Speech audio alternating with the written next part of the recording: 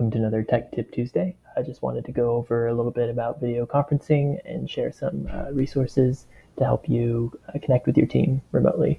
And so if you haven't heard of Zoom, it's probably one of the most popular video conferencing tools right now. In terms of plans and pricing, it starts out with free, and it ramps up based upon your needs.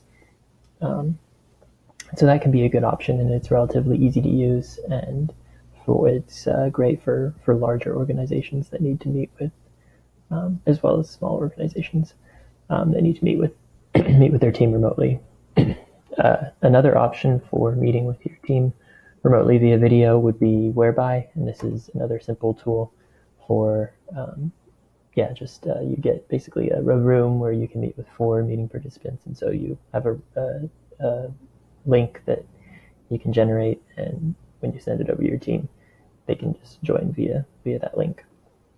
And so if you're wondering what I'm recording with, that's another good example of how you can use video remotely, and what I'm using is called Loom.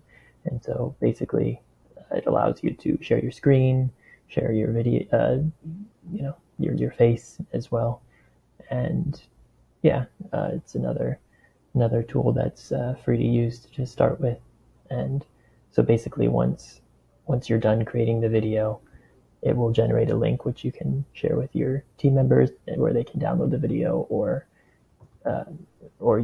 view it as well.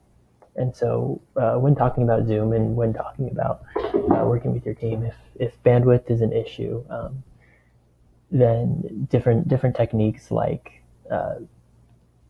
turning video off when you're in the call, muting your speaker are always a good option. So the thing to remember about that is just that you're muted, and so within a team, everybody's kind of taking their turns speaking, unmuting, speaking, maybe turning video on for a second if necessary, and then pulling the chat bar open to the side and just sending any communication text-based via that medium while the call is going on. And there's also the ability to do things like raise your hand if you want to respond to a specific question. If somebody's leading the meeting and they're just asking, are we all in accordance with that? Just give me a thumbs up, or raise your hand. Then everyone can go ahead and raise their hand.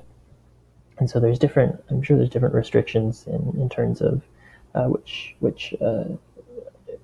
plan you would select if you were to pay for a plan, which gives you the ability to set those default within the meeting. But if not, I'm sure you can work with your team to get everybody on the same page. And so these are just a few options to help you work remotely with your team in a more effective manner. If you have any questions, any comments, any ideas for future Tech Tip Tuesday, go ahead and leave it in the comment section below, and we'll be sure to respond. Thank you very much for your time. Cheers.